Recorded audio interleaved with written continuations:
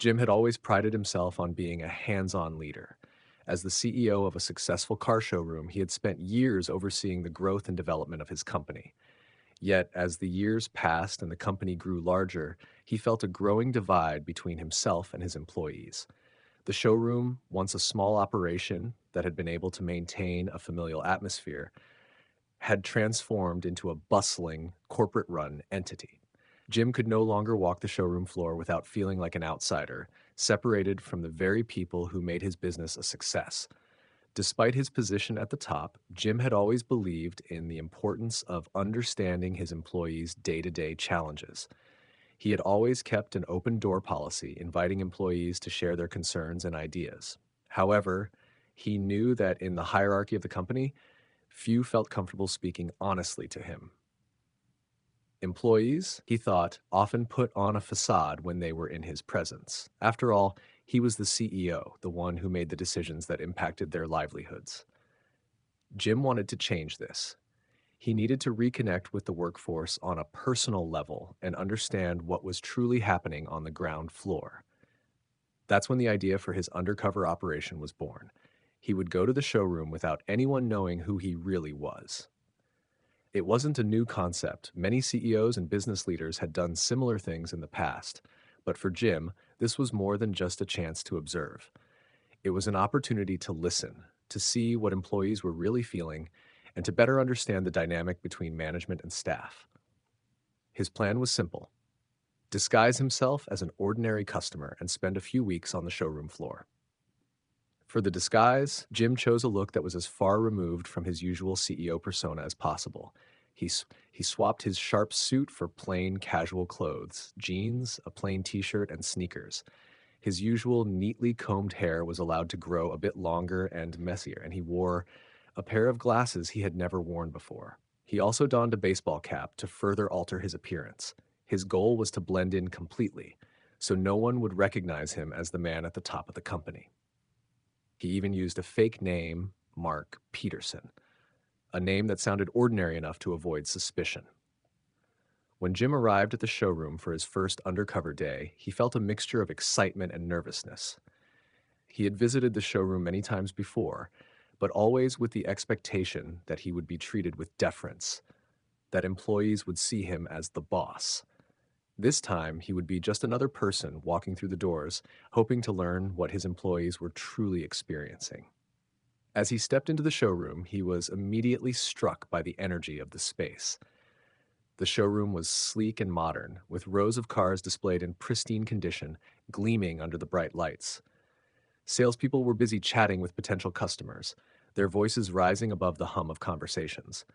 The atmosphere was alive, fast-paced, and full of energy, but there was an underlying tension, an undercurrent of stress that Jim could sense right away.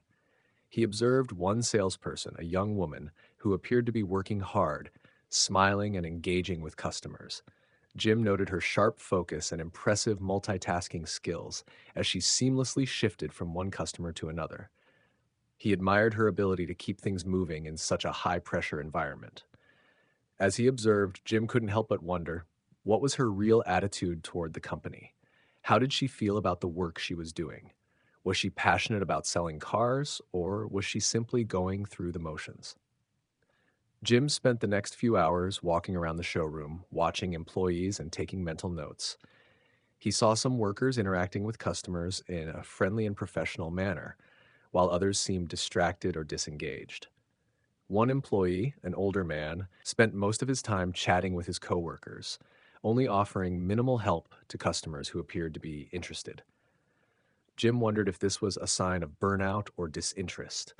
As he continued to observe, Jim became more aware of how little he knew about the personal struggles or motivations of his staff. These were the people who made the showroom function, yet he felt so disconnected from them. He realized that his leadership style, while effective in some ways, had also created a distance between him and his team. They didn't know the real Jim, and he didn't truly know them. By the end of the day, Jim had seen enough to understand the magnitude of the problem he was facing. His company's success wasn't just about numbers or products, it was about the people who made it all happen. And those people, he realized, needed to feel valued and heard. His undercover operation was just beginning, but it had already opened his eyes to the challenges ahead. The next day, Jim arrived at the showroom early, eager to dive deeper into his undercover role. He knew he had to blend in as seamlessly as possible if he was going to truly understand what was going on beneath the surface of his company. With his new appearance and fake identity, he made his way into the showroom with the casual confidence of someone who had no agenda beyond browsing for a car. The showroom floor was already bustling with activity as he entered, the morning rush having begun with the opening of the doors. The employees were scattered throughout the space, some interacting with customers, while others were preparing to start their shifts. Jim's eyes immediately scanned the room, taking in the dynamics at play. There was a noticeable buzz in the air, with an energy that could only come from a team of people under pressure to perform. The showroom had a polished look, the cars gleaming under the bright lights, but beneath the shine, Jim could sense the strain in the employees' faces. Some seemed eager to engage with customers, while others appeared worn out or distracted. It was then that Jim spotted Sarah, a young woman who had caught his eye the day before. She was standing near a row of high-end vehicles, her posture professional, but her eyes focused more on her phone than on the customers walking past. Jim noticed that despite her apparent disinterest, she carried herself with a quiet confidence. She was poised, but there was something about her energy that felt detached, almost like she was go through the motions rather than genuinely engaging with the environment around her. Jim couldn't help but be intrigued. He had seen her interact with customers the day before, and she had seemed capable, even friendly. Yet, there was a subtle coldness to her demeanor that he hadn't fully grasped until now. Sarah's disconnection seemed like something deeper, something more than just a bad day or a temporary lapse in focus. Jim wanted to know more, so he decided to approach her. He casually walked over to where she stood, pretending to browse a few cars. After a few moments, he stepped forward and asked, "Excuse me, I'm looking for some information on the latest models. Could you tell me a bit about these?" Sarah glanced up at him, barely making eye contact, and then shifted her attention back to her phone. "In a minute," she mumbled, her voice sounding uninterested.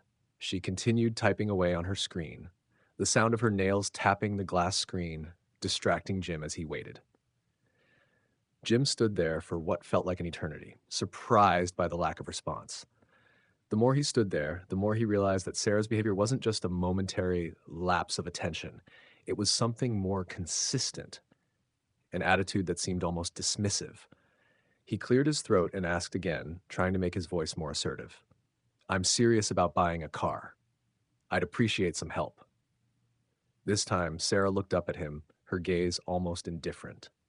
"I'm really busy," she said flatly, her voice without the warmth he'd expected from a salesperson. "I'm just finishing up something. If you want, someone else can help you. Otherwise, I'll be free in a bit." Jim, taken aback by her attitude, nodded slowly, trying to mask his surprise. As he walked away, he couldn't shake the feeling that something was off. He had worked in the corporate world long enough to know that the attitude of an employee could have a profound impact on customer experience, and that Sarah's behavior was far from the level of service he expected. But more than that, it raised questions about the broader environment at the showroom. Why was she acting this way? Was it a one-time occurrence, or was there a deeper issue at play? Over the next few hours, Jim kept an eye on Sarah, watching as she interacted, or rather, failed to interact with customers. He noticed that while she did her job, it seemed like a mechanical process rather than a genuine effort to help. Her communication was curt, and while she didn't seem overtly rude, there was a clear lack of enthusiasm. Every so often, she would stop to file her nails or check her phone, seemingly oblivious to the customers who had come in looking for assistance. Jim's thoughts began to swirl. Was this a case of an employee who had simply grown bored or apathetic in her role? Or was it a symptom of a larger issue within the company? Perhaps Sarah felt unappreciated, or maybe the pressure of constant sales targets was weighing on her. Jim knew that the environment in the showroom could be intense, with employees striving to meet quotas and earn commissions, but he couldn't ignore the nagging feeling that something more was at play. He began to wonder if there were more employees like Sarah, people who had been worn down over time and were no longer invested in the work they were doing. The more he observed, the more he realized that Sarah's behavior was not an isolated incident. Many of the employees seemed tired or disengaged, as though they had lost the spark that originally drove them to work in sales. Jim could sense the tension in the air, the pressure of the numbers, and the demanding expectations that hung over the entire team. It was clear that the employees were under stress, but what Jim didn't yet know was how deep this problem ran, or how it would affect his plans to reconnect with his workforce. As the day wound down and Jim prepared to leave, he felt a mix of frustration and determination. He had gathered a glimpse of the issues at hand, but he knew there was much more to uncover. The question was no longer just about one employee, it was about understanding the broader culture of his showroom and whether it was conducive to success or quietly undermining it from within. The following day, Jim arrived at the showroom with a renewed sense of purpose. He knew that he needed to dig deeper into the culture of the showroom, and Sarah's behavior had left him with more questions than answers. He had thought that perhaps his previous interaction had been an isolated incident, but now he suspected that something more systemic was going on. The indifference he had experienced the day before seemed like it might be a reflection of a larger, unspoken issue within the workforce. As Jim walked onto the showroom floor, the hustle and bustle of activity surrounded him once again. Salespeople were engaged with customers, some with enthusiasm, while others appeared more distant or distracted. The showroom itself was immaculate, the cars polished and gleaming under the bright lights. But the deeper Jim looked, the more he realized that the showroom's glossy exterior wasn't an accurate representation of the internal atmosphere. There was something beneath the surface, an undercurrent of frustration and disconnection. Jim knew he had to test the waters again to see if his earlier encounter with Sarah was an outlier or part of a larger trend. He scanned the showroom floor, watching the employees as they worked, and his gaze landed once again on Sarah.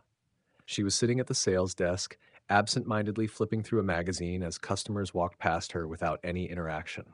Jim hesitated for a moment, then decided to approach her once more. This time, he had a different approach in mind. He wasn't just going to ask about cars, he was going to engage with her on a more personal level.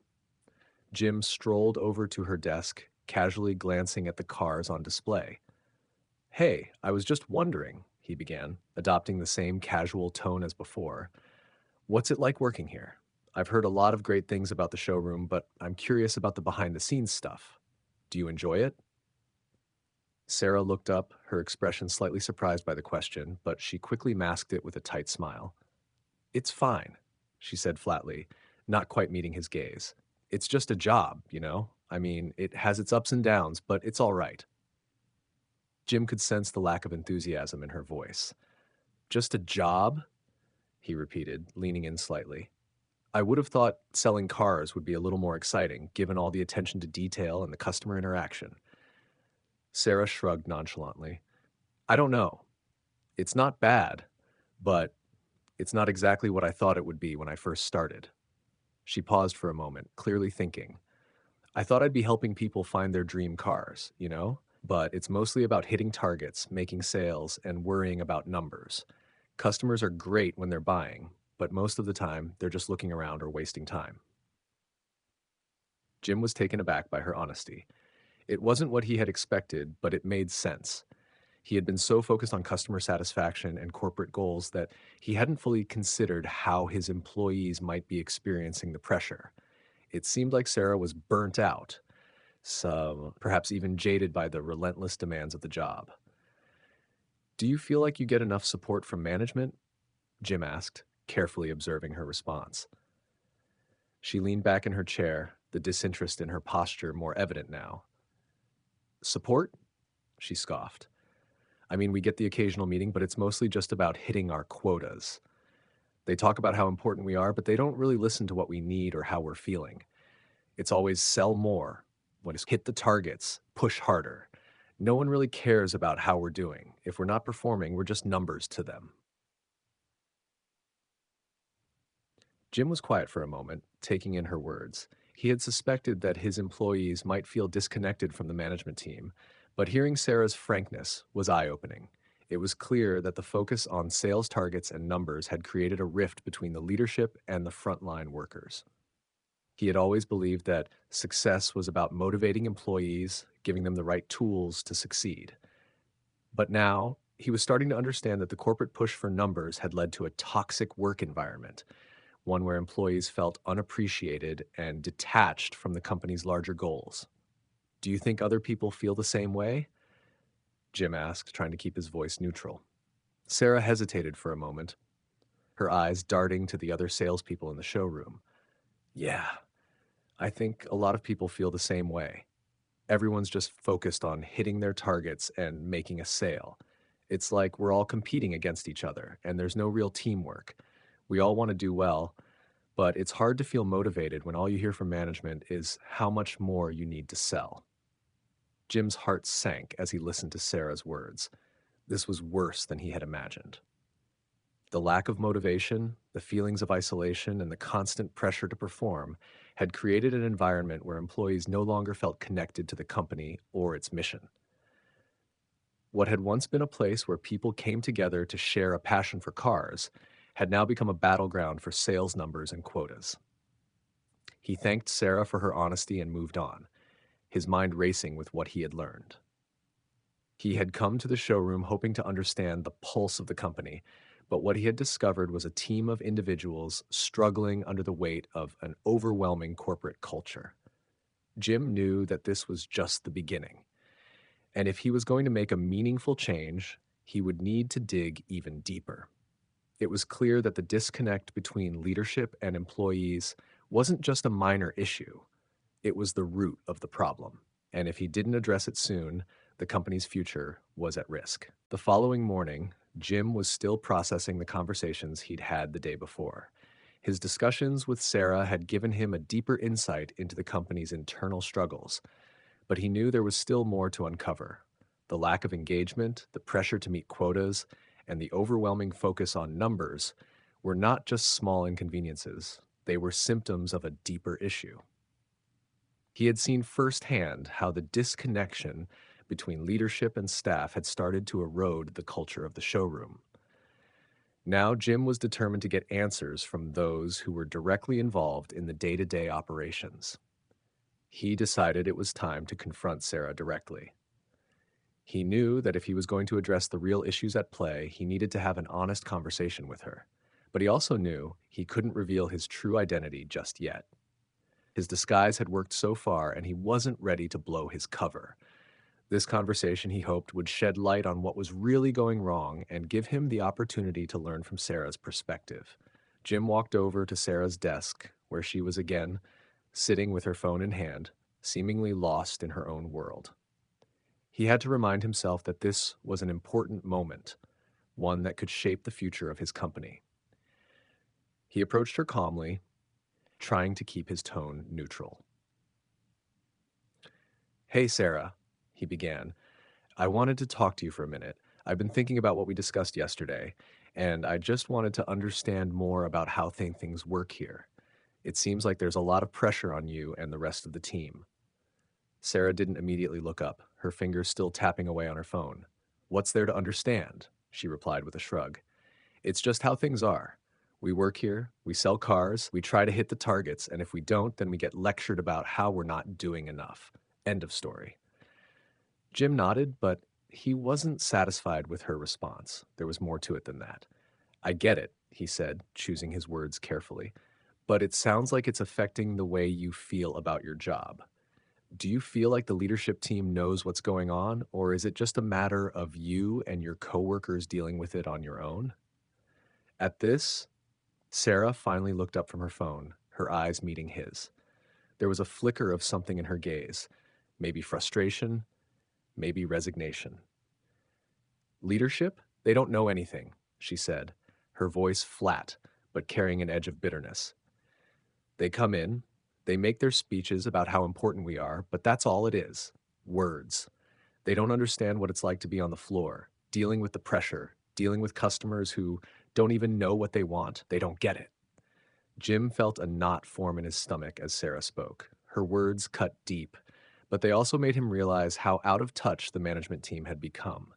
He had always assumed that the leadership team's well meaning intentions were enough, that by simply offering incentives and bonuses, employees would feel motivated.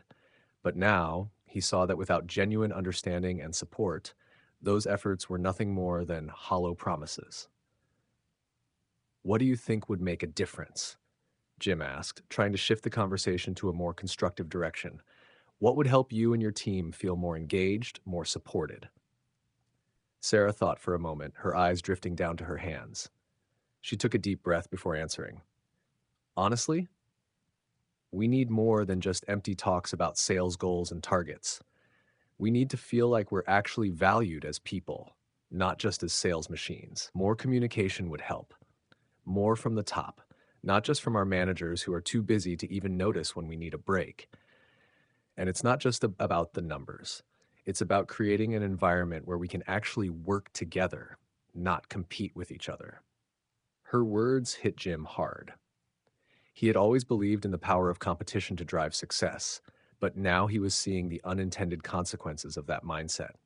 Instead of fostering teamwork and collaboration, the pressure to outperform one another had created an atmosphere of isolation and stress. Employees weren't supporting each other. They were looking out for themselves, focused solely on hitting their individual targets. I think it's a team thing, Sarah continued, but it's hard to work as a team when you're constantly being told you're not doing enough or when you feel like you're the only one trying to keep up. It's draining. Jim was quiet for a long moment, reflecting on her words. He had known the pressures of leadership, but he hadn't fully understood the weight of those pressures on the employees at the showroom. They were expected to deliver results, but they were doing so in an environment that felt disjointed, where communication was limited, and where their value was measured only by their sales figures.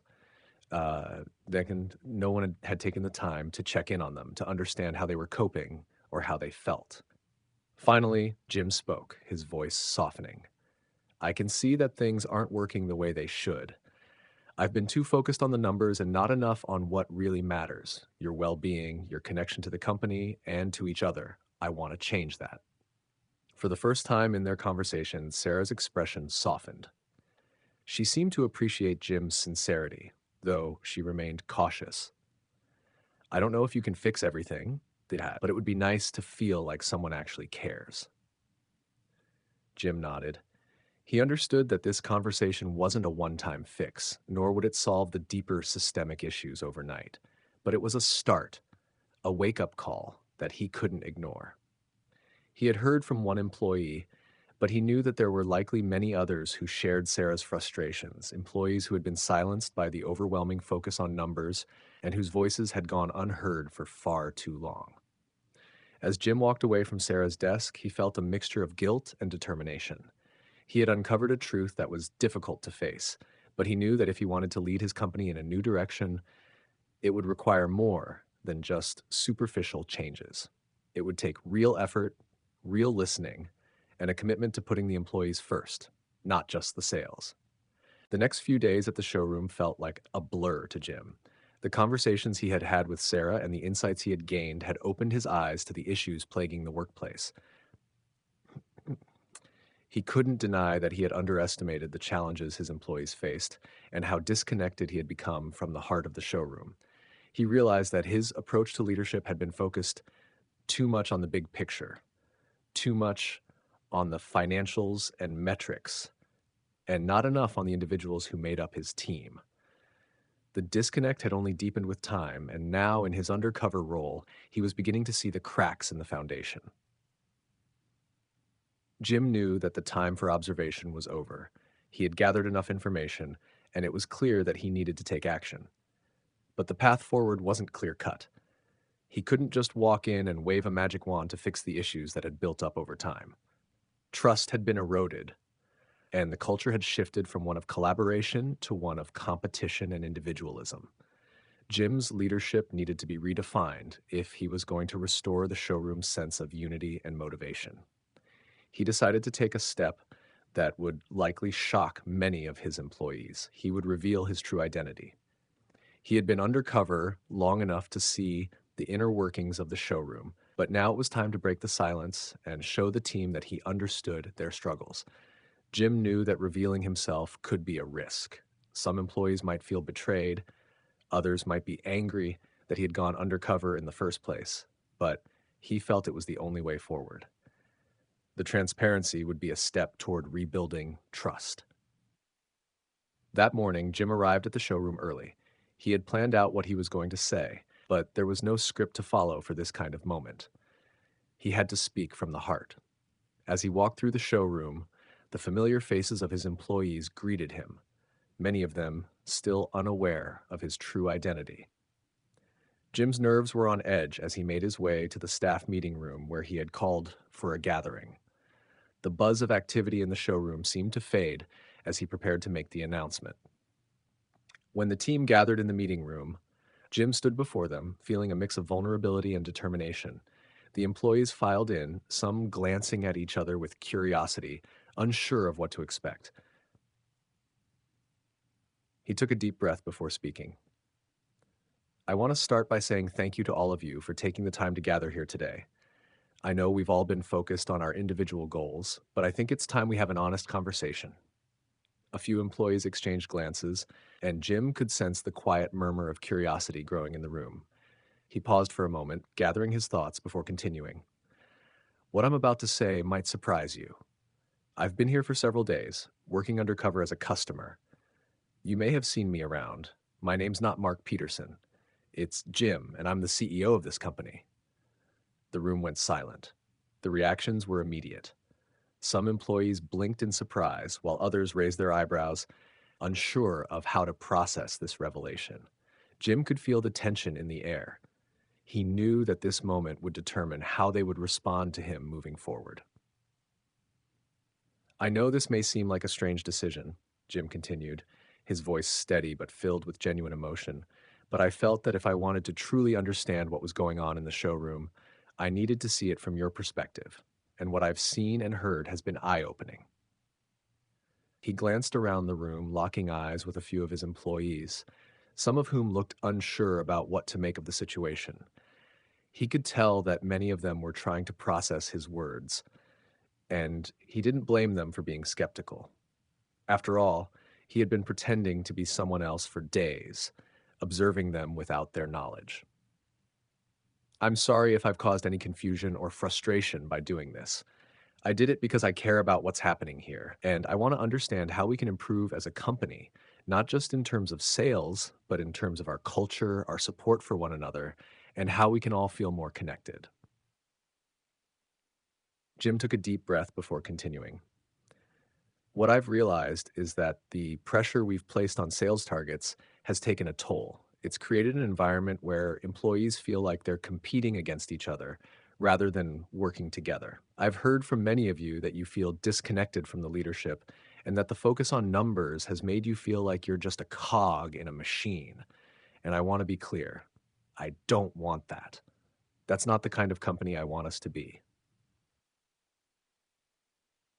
The room remained still, but Jim could sense that his words were beginning to land. The tension that had once been thick in the air seemed to ease slightly, as though the employees were starting to see him not as an outsider, but as someone who understood their struggles. Jim continued, I'm not going to pretend that everything can change overnight, but I want to promise you that I will listen to you. I will be more present, and I will make sure that our focus is on building a stronger, more supportive environment where you feel valued, not just as employees, but as people. We are a team, and it's time we act like one. There was a long pause before one of the salespeople, an older woman named Linda, spoke up. I've worked here for years, she said, her voice filled with a mixture of skepticism and curiosity, and I can't remember the last time anyone in leadership actually asked us how we're doing. If you're serious about making changes, we need more than just promises. We need action. Jim nodded earnestly. I agree. This isn't just about words. It's about creating real change, and that starts with action. I want to hear from all of you about what needs to be different. What can we do to make this a place where you feel like you can thrive?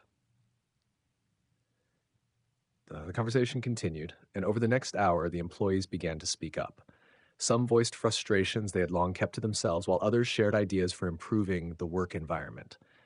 Jim listened intently, taking mental notes of the common themes that emerged: a desire for better communication, more team building efforts, and a more balanced approach to performance expectations. By the end of the meeting, Jim felt a sense of relief, but he also knew that this was just the beginning. The road ahead would be challenging, but for the first time in a long while, he felt hopeful. He had broken down some of the barriers between himself and his employees, and they had responded with openness and a willingness to work together. The journey to rebuild trust and foster a more collaborative culture was just beginning, but Jim was committed to leading the way.